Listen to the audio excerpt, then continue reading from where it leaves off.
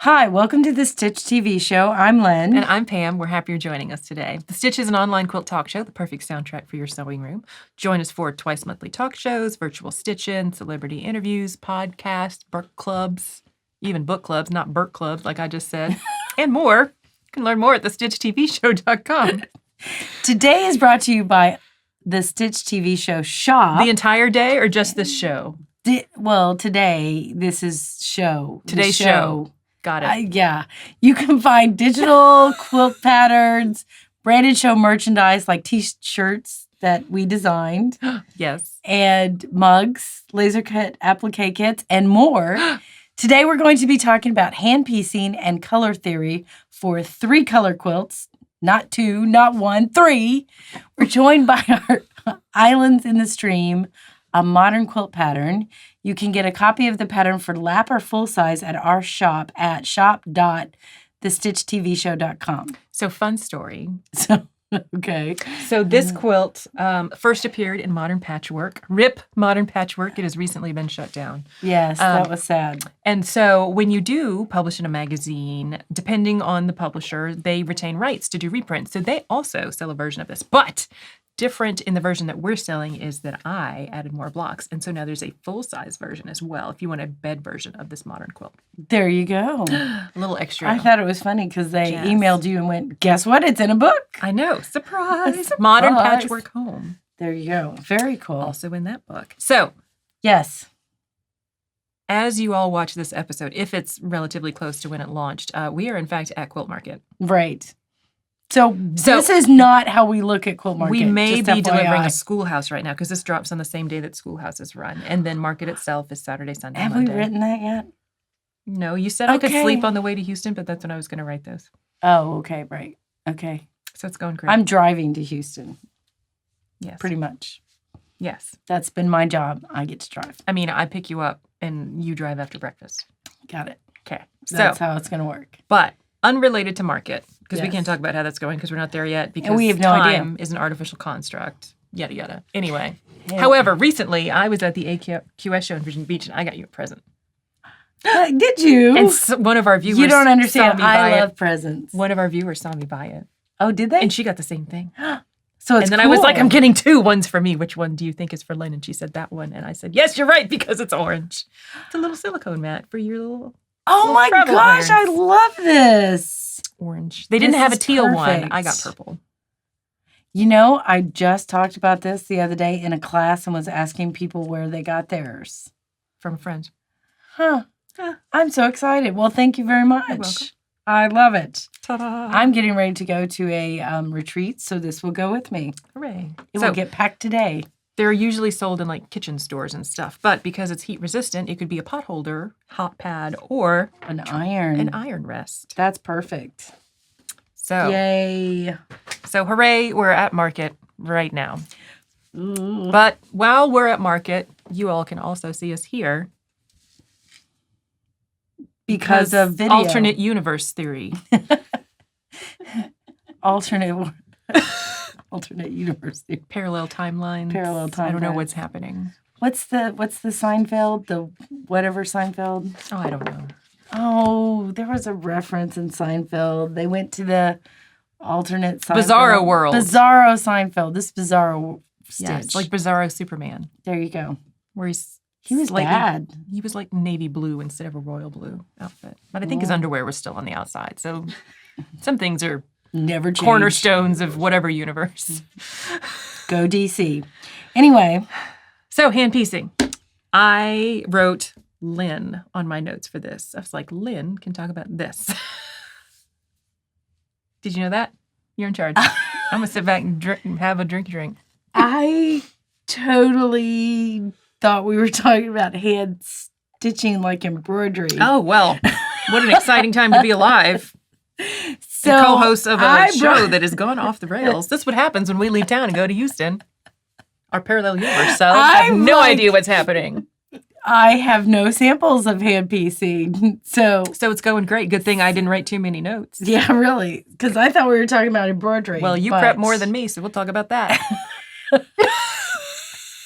This is the hazard of us like making a pact, like don't talk about it before we get on the show because it's got to be genuine. This is what really happened, guys.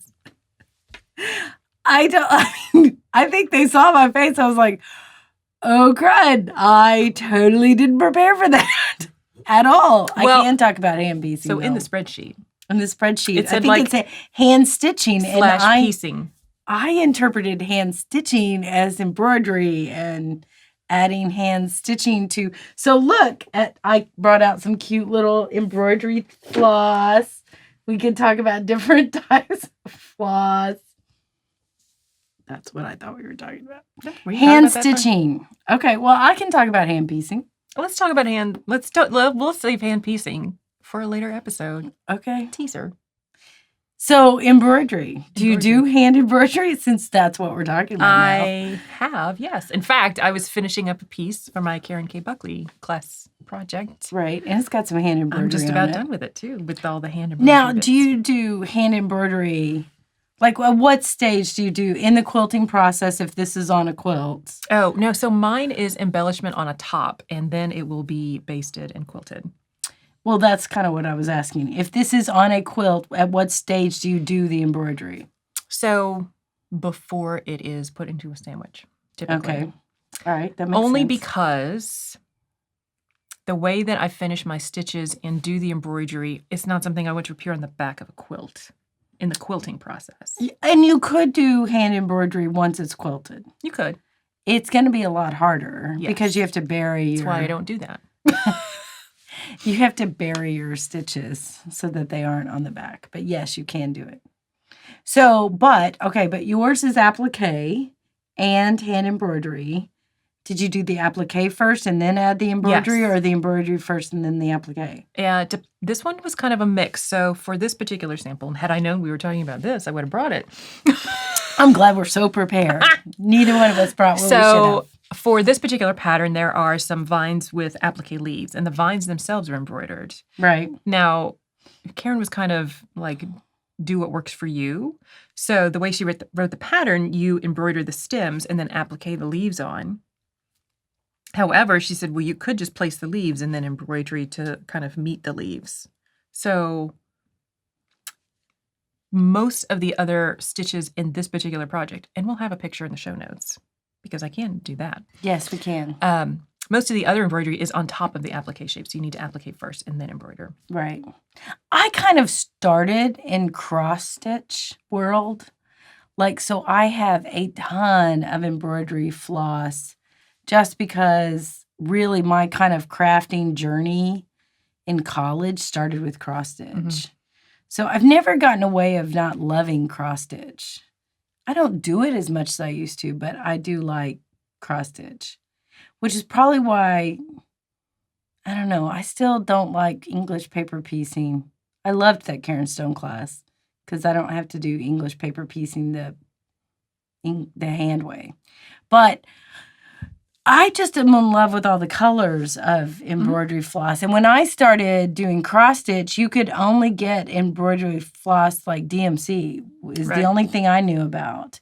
And now they have all these lovely hand-dyed embroidery. Weeks Dyes makes gorgeous ones. There's also other companies that make variety of weights. Mm-hmm. And then you've got the pearl cotton, like pearl the Valdani. Cotton, the Valdani. Like a 12 weight. Yes, that's just super luscious. And this has dust on it. Don't look at the dust. Here, I'll cover that up. That are super luscious kind of thing. So I always like that. And I think if you're doing any kind of wool work and stuff, the hand embroidery just adds that next level. Like Sue Spargo stuff. Mm-hmm. Oh, yeah. Is gorgeous. And there's a ton of different knots and stitches, from chain stitches to, you can make some look like lace. Mm-hmm. It's a great go project kind of thing. Yeah. Now, the trick is preparedness, as with anything. So make sure you've got the thread colors you need, that you've got the right kinds of needles. Right. And maybe I'm just prematurely aged, but I really like a big needle because I'm just so mad trying to thread it. I like big needle and I just don't care. That's not how that goes at all. I know. Well, I thought it was kind of funny. I guess not. I love it when. Do not want. So, yes, I think you do have to have a bigger eye in the needle if you have bigger thread too. So, Yes. I mean, you need that kind of thing. Now, when you're So- separating embroidery floss, Yes. first, when you cut a piece, you cut it the length of your arm. You don't cut it longer than that. You can. You run into a problem with the thread getting twisted or with I just kind of do. best practice. Do as I we say, probably not as don't- we do. I probably don't do the length of my arm. When I you go probably to do more separate than it, that. because you can, in regular embroidery floss, like DMC comes like six little strands. And typically when I'm embroidering, I'm using 2 or 3. A 2's my normal go-to. Yeah. Depending on the size of the So canvas do you take or 2 the in one linen. hand and 4 in the other and like twirl it? Or do you pull one at a time out and then put them back together? I'm trying to remember how I do it. I think I pull the 2 and I just do like that and it comes out. Oh, mine gets all gunky when I do that. Oh, So I've started just doing 1 at a time. And also because, I don't do one at a time. I pull them together. particularly in this Karen K. Buckley project, I wasn't happy with any of I had like 3 choices of green thread. I didn't like any one of them on their own, but I did take a strand from a lighter green and a strand from a darker green and put those together. And That's that gives great, it some yeah. extra dimension. And all the new hand-dyed ones, like Weeks, and I think there's a bunch of other companies that do hand-dyed. They just are automatically kind of give you that little more variety dimension. and dimension, which I like. It's a variegated, really. Mm-hmm. That's what it is. Only it's hand-dyed variegated. Now, have you ever hand-dyed your own No. or painted? So I went to this class and one of my guild meetings for a Fused Fiber Art Guild. And we do all these different techniques with different fibers. And so the topic was going to be thread painting. So I was so excited. And it was before I really gotten into thread painting. And so I show up and I'm so excited. And she said, now bring your embroidery floss. And she had some that we could purchase from her. And then she had us literally take paint and paint the floss. I'm like, this is not what I thought we were doing today. So, but we really painted it and it was fun. It was harder to use though. Did And it there was dry- a certain kind of paint that we Right. used. There's like paint that is meant for fabric that doesn't Yeah. dry stiff, which is what Yeah. you need in that case. Yeah. But that's what she used. Now she is a professional cross-stitch designer and does patterns and stuff like that. So like that was one of she develops these different techniques and she actually sells. Mhm. So she was showing us how to do what she sells to other people, which is kind of cool. But I was like, well, that is thread painting. Not what I thought it was. Not what we talked about on the last episode. No, not at all. But yeah, you can paint it with dyes and you can dye it if you're into that kind of thing. So there's tons of stitches. Like I Oh yeah. didn't even bring all the kind of stitches you can There do. are It's overwhelming how much many better stitches. resources than us on Yes. and tons of YouTube channels about Oh, different, yeah, exactly. different techniques. Now I pretty much stick to like back stitch, stem stitch. Every once in a while I'll throw in a little daisy loop thing. Daisy loop stitch, yeah. Or is it daisy loop? I think that's what it's called. I'm going to say yes. I'm going to go with I finally yes. figured out French knots a couple years ago. Oh, Before have that, you ever they done were just a bullion knot? no, but I see them. Those are kind of cool. You wrap it so many times around your needle and then pull it through and then it stays in this little like coil. They're kind of cool. Yeah. I learned those from Sue Spargo. She's awesome too. Mm-hmm. Now, she mostly works with wool. And if you're getting into embroidery, sewing through wool is like wonderful. Going through butter. It's going through butter. It is awesome. If I'm doing embroidery, I want to do it on wool. And some of the wool work is just stunning. And I like her stuff because it's more, I don't know, some of the wool work is very country looking to me. Yeah. And hers is more folk arty. Does that make sense? I think the colors are a little more vibrant in what she does. Yes, There's a lot more like which I pinks like and that. purples, which you don't normally see in kind of the traditional Wool. like primitive gatherings and Yes, Lisa Bonjean yeah. and I which are love her gorgeous. stuff. Oh yeah. But I just bought 2 kits when I was at the AQS show. Did you really? Yeah, it was like time for some new, because I finally finished like all the ones I had. I'm like, oh, I get to buy more. I know. I've done several of her kits. Now, be careful when you buy some wool kits. They're really felt. Yeah. And it's acrylic felt, not. Yeah, not the good stuff. Yeah. Yeah. So her kits are not. Her kits are the real Oh, deal. yeah. Because you can see And there's they're like, there's gorgeous. still the plaid in there from the thing that was then over dyed. Yes. Her kits are gorgeous. She has beautiful stuff. I took a class from her. I took a wool class from her. It was awesome. I keep her in If business. you I are, just buy stuff. I do too. If you are doing embroidery and you've not started it before, I'm just going to say wool's a little expensive, yes, but start there and you'll never go back to the other stuff. Yeah. Because it's just gorgeous. And they've got these beautiful wool full quilts. Like I think Sue Spargo does a block of the month where you... Oh, yeah. Oh my gosh. There's like a they're Noah's gorgeous. Ark one of our guild members did. Do you remember that in the last show? Yeah, it was gorgeous. Beautiful. But here's the deal. They are very expensive. Yes. It's not cheap. It is an investment. Wool is $24 a yard or $50 a yard. I mean, it's expensive. And they will tell wool down to little small pieces and sell you little small pieces. I do have some wool work. You got to keep those sheep in style, man. That's exactly it. They're cute. Cute sheep. But tons of embroidery. I do it. I like it. So now, another way to bring embroidery into a quilt is on the label, not on the quilt itself. Exactly. Yes. So that's what my grandma did. So we've got anytime she's made a quilt or one of the ones I've had, and she's done like doll quilts and all kinds of stuff for us. And they're all in double knits, which is delightful. But they've all got like our names embroidered, or like tiny kittens or smiley faces, or just like little touches that she embroidered within the quilt block itself, which is another way to just kind of bring it in, or on the label itself on the back. Then it's a small commitment.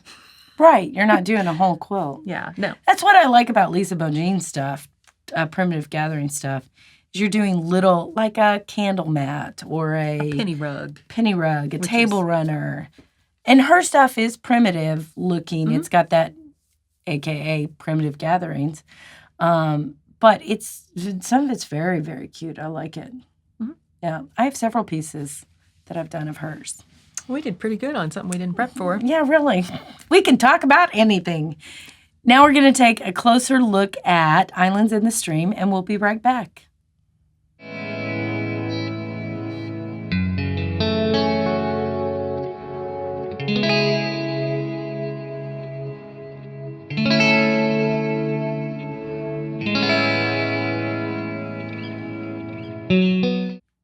Color theory. Yay. 3 color quilts. This quilt has 3 colors, maybe only 2. Is white a color?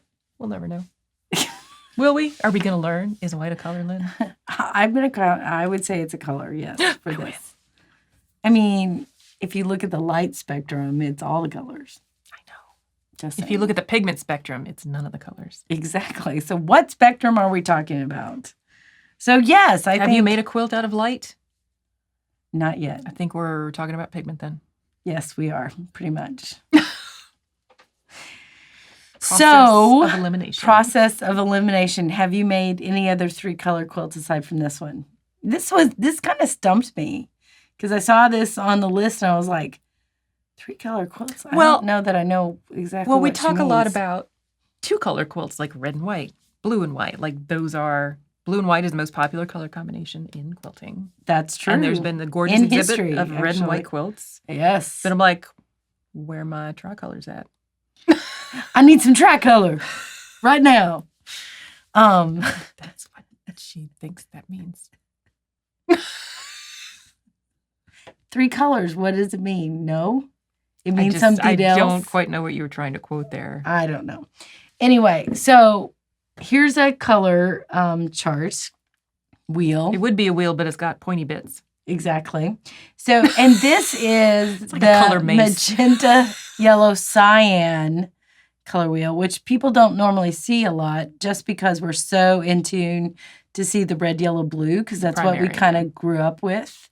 But if you look at printers and how things are printed, they use the yellow, magenta, cyan, which your favorite color is cyan. And its color, no, it's not your favorite color? I don't call it that. I know. Sure. You call it turquoise. Or aqua. Or teal. See, those are different to me. They're all Anyway, in that same spectrum. They are. I agree. They're right down here. Mm-hmm. Okay. So these are your primary colors, the magenta, the yellow, and the cyan. So your secondary colors are going to be the red, the blue, and the green, which is not what we normally kind of look at kind of thing. So, but I think 3-color quilts are pretty powerful. Like, They can be very dramatic. Very dramatic. And I think unexpected from a sense of, for example, amazing. This is a 3-color quilt. And it will be a 3-color quilt. Purple, orange, teal. Yep. No, green. Purple, orange, and green. Now, there are other colors in this, but my rule is that every one of these that I make has to have purple, orange, and green in it. And the reason I chose those is because it was the secondary colors or complementary colors. And I wanted to see if I could make a quilt with that. So here's my orange, here's my purple, and here's my green. And now I'm adding other colors with it, but every block will have to have that, which will tie in the whole quilt. And when you say that, you don't mean that specific fabric, you mean those specific colors. I mean a variety of those specific colors. Because if you look at this, you can see I'd used none of the same purples that I used in the previous one, but I've still got purple, green, and orange. And maybe throwing a little aqua in there, but it's not required in the blocks kind of thing. And actually, this has the same effect. And yet those aren't the same oranges or purples or whatever. But wait, there's more. Where's the orange? That's outside? Orange. From here it reads more of the red violet than the orange, but I can see that. Yeah, but those are orange. Those sides are kind of from thing. a galloping horse. Well, there are horses on there too. Those are grazing horses, not galloping horses. Well, they were galloping and then they stopped to graze. A snack. They need a snack. Kind of like you soon. Yes. It's right near lunchtime. And then this is lots of orange, green, purple. There you go. So I think you can, when I say a 3-color quilt, I don't think that you're limited to those 3 colors. This one's very limited. But that's predominant. That's going to tie it together. And then these other fabrics become bridges that talk to each other. Does that make sense? If bridges could talk, yes. They can in my world. Is that what the horses ran on? Pretty much, yes. Cool. This episode's going great.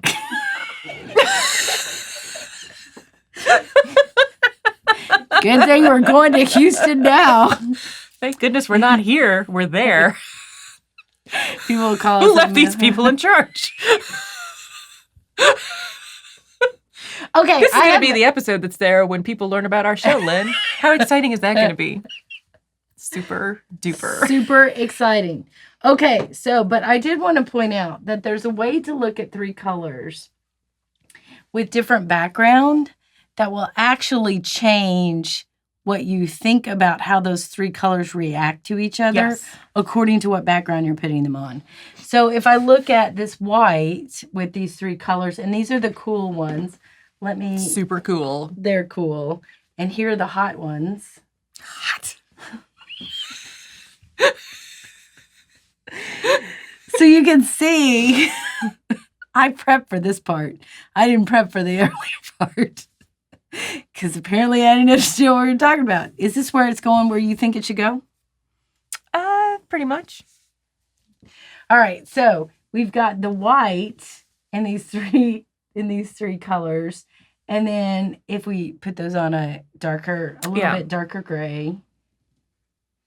Okay, and then if I change this to pull in the black, notice how it affects the way those colors look. Yeah. So for me, because I gravitate towards the cool colors, the periwinkle in there pops more against the black than the white. Oh, absolutely. Absolutely. And here, the red and the orange pop against more the black than they do the white if you put those right up next to each other, right? Yes.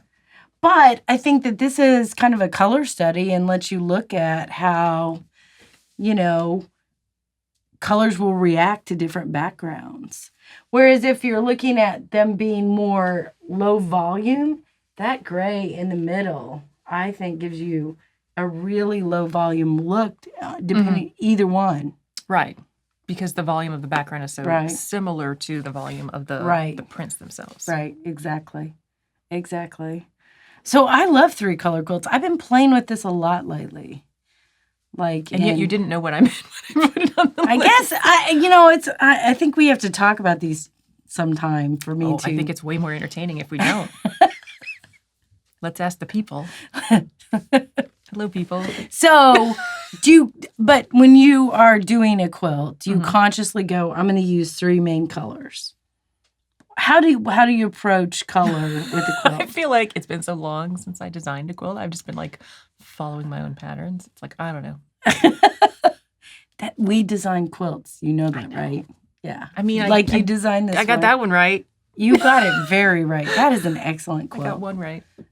No, it's an excellent quilt. Well, I keep thinking back to like the one I'm working on now. It's an entire line of fabric with a lot of very vibrant colors. And I'm like, well, that's not 3 colors. That's like all the colors. It's all the colors. All of the colors. Yeah, it is. Because I know what fabric line you're working with. Yeah. So, right. It'll be at market with us. Actually hanging in a different booth, but yeah. It'll be there with us, not here. Yes. It'll be there. Yes. But also in the future, in 2 episodes. Oh my gosh, I'm so confused about what we're doing. All right, so if you're going to do a basic 3-color quilt, what would you tell people to do? It depends. So lots of times I'm just pick a fabric. I'm like, I like this fabric. I want to use this fabric in a project. And then I have to figure out how to have it make friends. I want it to make friends. Okay, how does it make friends? Going to make it look better. How does it make friends? So, well, I mean, you're all theoretical and junk. I'm like taking it and just holding it up to other fabrics in my stash. Like, what looks good? What looks great? What's not horrible? But I agree, and that's a great technique, and I'm not saying I don't do that. But I will say that there are people that can't do that. Right. They have a hard time doing that. So what would those people need to do that I should probably learn to do as well? I don't own a color wheel. How about that? Well, all right. So I put up here, these are the primary colors. I don't know how good this is going to show up, hopefully a little bit. So this is your traditional red, yellow, blue wheel. Okay. So those are your primary colors. Those will always go together. Red, yellow, blue will always go together. Okay. They're a little juvenile. They are. Yeah. Or red, yellow, blue can be very patriotic. Yes. If you add white in there, you've got Quilts of Valor, right? Okay, so their secondary colors, right, are green, orange, purple, which is essentially what I just showed you that I'm working on, a secondary color quilt. But if I just wanted to choose 3 colors that I know are going to go together, I would pick my favorite color and 2 colors on either side of that. Analogous. I got it right. Good job. All right, so my favorite color is orange. So I'm going to do a lighter orange or a red orange, and then I'm going to have an analogous quilt, and it'll be successful. And that's why I do a lot of blues and purples and greens and teals. Why? Because they're all right here next to each other. They're all already friends. They were all, or got the same. Friends. Their last name starts with the same letter of the alphabet, and they're always sitting together from kindergarten on up to 12th grade. Now, if you're going to do a really bright, cheerful, aggressively cheerful quilts, which you like to do, which would you choose? In an analogous scheme or otherwise? No, otherwise. Oh, gosh. Not analogous. I got to throw in... You can't do analogous. I know. You got to throw in like a yellow or an orange for me. Right. Like super duper. So if I do blue and orange, those are complementary. Mm-hmm. But they are also the most clashing of those colors. Mm-hmm. Like purple and yellow. Purple and yellow. My high school blue and colors. orange. That's why they're high school colors or sports teams colors. Because sports. If you think of any sports team, 9 times out of 10, their 2 colors are complementary. Miami Dolphins, orange and teal. Orange and teal. Yep. I only know American football, sorry. Like I got Manchester United is red and yellow, maybe. I don't know. That's not. I know. Soccer's weird. No, I'm not. I'm kidding. American football, not football. Yes, exactly. Because Sports. I don't understand soccer. So I'm going to have some soccer people who will hate me, but I don't get it. I don't understand the rules. And I love sports. So you're talking to somebody who enjoys sports. And but one of my I don't get kids it. like played soccer. And like, so we started at the basic level of like, Here's how you play. don't touch it with your hands. Like, okay, cool, got it. Here's what I don't get Like- about they never know how much time's left in the game. Ever. Like at the end of the game, the referees get to each other and go, hey, there's 5 more minutes. Because they never stop the clock and they keep like this private not right. secret. I'm telling you.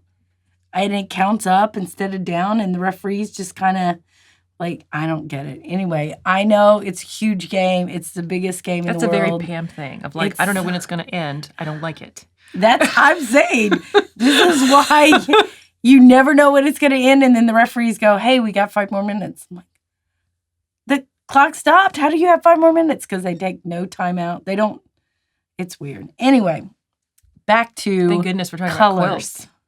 about quilts. Back to color. So complementary is the like strongest color clash. Okay. They go together, but they just have the most vibrancy with each other, right? Now, let's say we're going to jazz it up and use 3 of them. Then I'm gonna I go would use split complementary. So if we're keeping our orange and blue, right, So- as our... I want more of the cool color, so I would stick with orange, and then I would and go get rid with, of blue, and you would do blue green and blue violet. Yes. And then that's going to be a really exciting quilt. Good job. Yay me. Yay you. My imaginary quilts just won a ribbon. At Quilt Festival, where we'll be next. By the way, did you know our quilt is for sale at Festival? Oh, it is good. Yes. I hope we make a lot of money. I do too. Somebody needs to buy it. I hope they like geese. So I like 3-color quilts. It's a good idea. I'm glad you brought this up. Go us. I think they're fun. Amazing. So are you an island in the stream, or are there colors in between? Quilt away with us and let us know. Shut up. It was delightful. Y'all are horrible.